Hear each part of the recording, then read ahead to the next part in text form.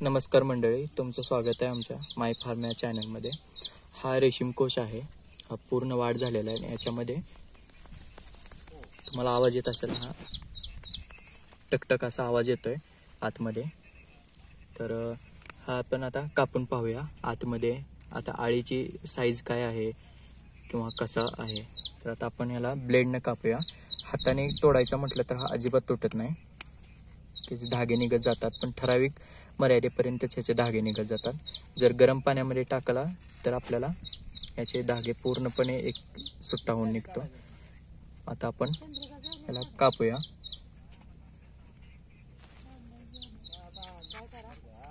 तर हा कापलेला अशा तऱ्हेने आपण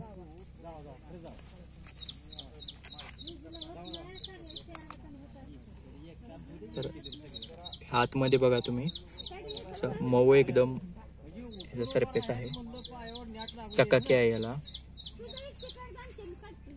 आणि हातमध्ये याची कातण आहे, हे जे आहे ते कातण, आणि हे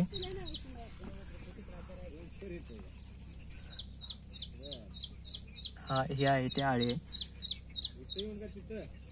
प्युपा ह्याला आपण म्हणतो सायंटिफिक लँग्वेज मध्ये। आणि हे आतमध्ये कोशचा सरफेस, पण हे पूर्ण असा मऊ आहे कोश।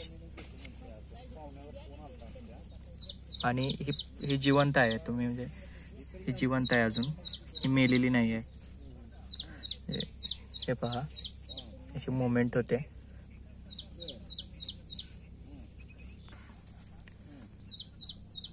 तर हे जिवंत आहेत। तर ह्याच्या सकट आपण रेशीम कोश विकतो, म्हणजे पॅक रेशीम कोश विकतो आपण, काही कापून वगैरे विकत नाही।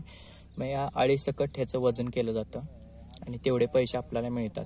म्हणजे जेवढं आपण खायला टाकल त्यांना, जास्त पाला जेवढा जास्त खाऊ घालेल तेवढे ह्या आळीची साईज मोठी होते, आणि जेवढी आळीची साईज मोठी तेवढा रेशीम धागा जास्त होतो, आणि कोशची साईज मोठी होते, आणि शिवाय ह्याचं वेट सुद्धा जास्त भरतं, आणि आपल्याला साहजिकच पैसे जास्त मिळतात।